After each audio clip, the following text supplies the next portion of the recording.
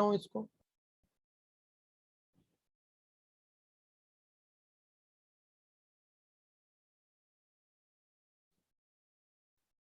बिस्मिल्लाहिर्रहमानिर्रहीम।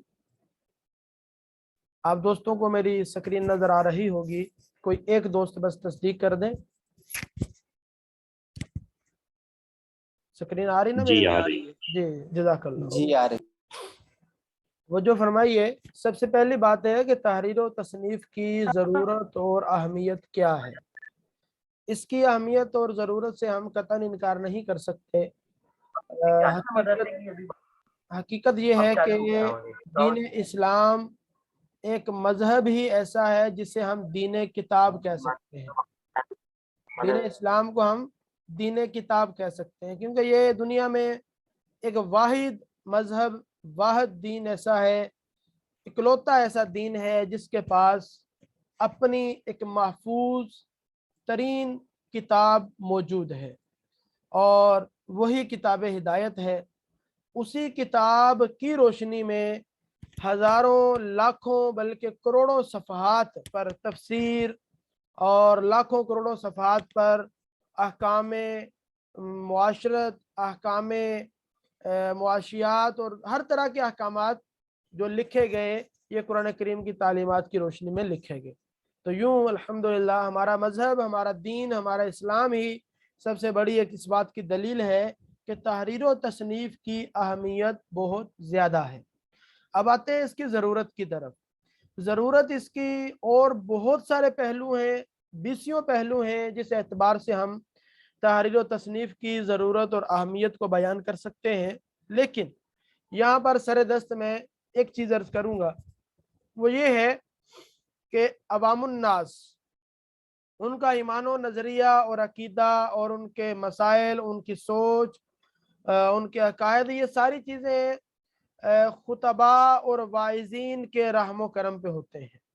जो खुतबा खताबात करते हैं महफिलों में, जुमा में, दीगर मौके पर, उनका सब कुछ इन्हीं के रहमो करम पे होता है, क्योंकि अवामुन्नास किताब की तरफ नहीं जाती है। वो वाज़ व नसीहत जो होता है वो सुनते हैं, उसी के मुताबिक अपना जहन बनाते हैं।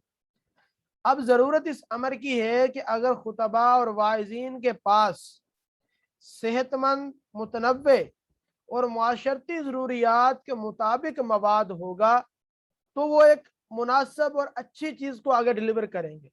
ठीक है, खुतबा में एक तादाद वो है जो खुद कुरान पढ़ते हैं, हदीस पढ़ते हैं, तफसीर पढ़ते हैं, समझते हैं, सीखते हैं, फिर आगे बयान करते हैं। जबकि ऐसे जो मैंने पहली कैटेगरी जो बयान की है, इनकी तादाद का जो परसेंटेज है बमुश्किल 5% होगा, शायद 5% भी मैंने ज्यादा बोल दिया हो।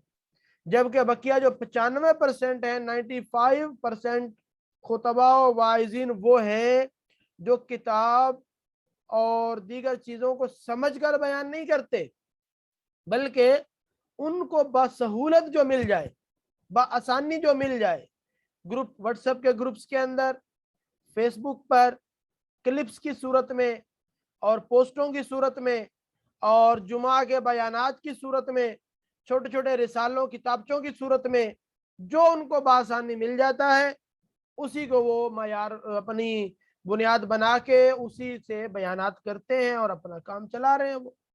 तो इस एतबार से एक ज़रूरत बहुत बड़ी ये है कि हम इस तरह का मुतनव्वे और सेहतमंद मवाद अवामुन्नास के सामने लाएं, जो खुतबा तक भी पहुँचे, अवामी खुतबा तक भी पहुँचे और अवामी अकायद व नज़रियात उसकी रोशनी में महफूज हो। अगर हम इससे अगले स्टेप की जाने बढ़ते हैं, ये तो थी ज़रूरत और अहमियत। यहाँ एक बात है कि हमारा लिखना क्यों ज़रूरी है, इस बात को समझना बड़ा ज़रूरी है। तवज्जो कीजिएगा इस पर मेरे भाइयों। आज के दौर का ये जो है ना, ये मेरे हाथ में पुर्जा है और आप सबके हाथ में भी है, और जिसके जरिए आप क्लास ले रहे हैं, ठीक है। आज के दौर का मुफस्सिर, मुहद्दिस, वाइज, सब कुछ ये है आज के दौर का। क्या मतलब? मतलब ये है آج اگر کسی کو کوئی حدیث پاک تلاش کرنی ہوتی ہے وہ موبائل پہ لکھتا ہے، سرچنگ میں جاتا ہے، گوگل پہ لکھ کر وہ سرچ کرتا ہے.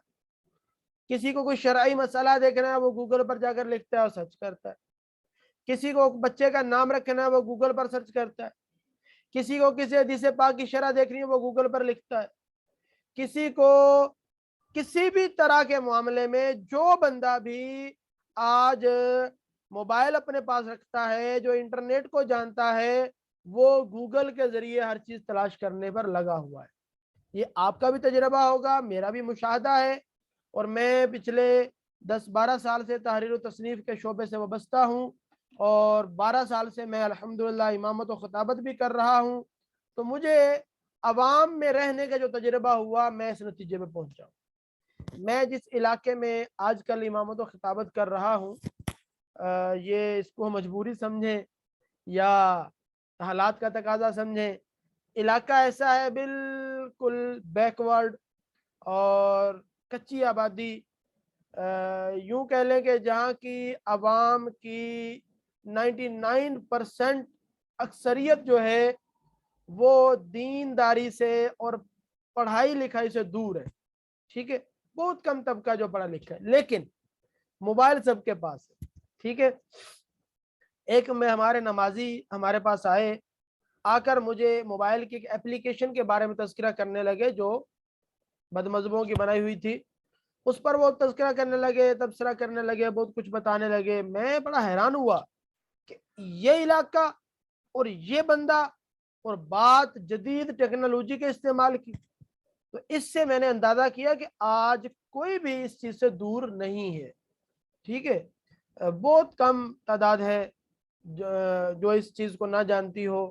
تو بات کا مقصد یہ ہے کہ آج کے دور میں جب سب کچھ یہ ہے تو ہمیں اس کے اوپر ایسا مواد اور ایسی چیزیں دینے کی ضرورت ہے کہ ہم اپنی عوام کو، اپنے احباب کو درست چیز پہنچا سکیں. اس کو میں تھوڑا سا مزید ایکسپلین کرتا ہوں. وہ یوں کہ اگر کوئی بندہ سیرت النبی کے بارے میں سرچ کرے، اہل سنت کا رزلٹ سامنے نہ آئے.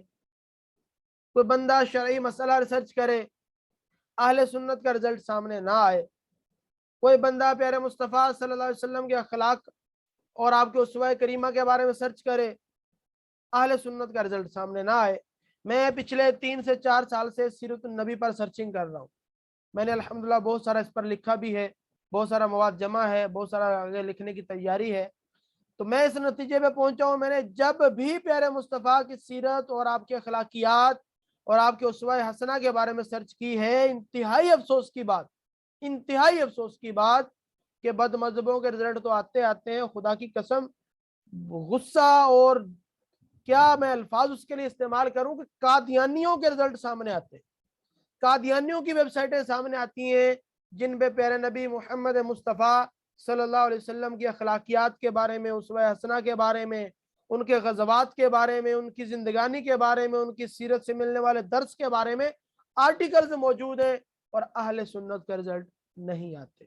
یہ واضح سی بات ہے، آپ اس کو سرچ کر کے دیکھ لیجئے گا. ابھی ہمارے پاس تو وقت کم ہے، وگرنہ میں آپ کو یہ سب کچھ دکھا بھی دیتا. آگے بڑھتے ہیں. آگے بات یہ آتی ہے کہ ہم لکھنا چاہتے ہیں، لیکن کیا اور کیسے لکھیں، یہ ایک بات ہے. اس چیز کا جو حل ہے وہ ہے موضوع، عنوان. لکھنے کے لیے سب سے پہلے ہمیں موضوع کی ضرورت ہوتی ہے. یہاں پر میں ریکارڈنگ کو سٹاپ کر کے دوبارہ لگا دوں تاکہ اس کا ایک کلپ بن جائے.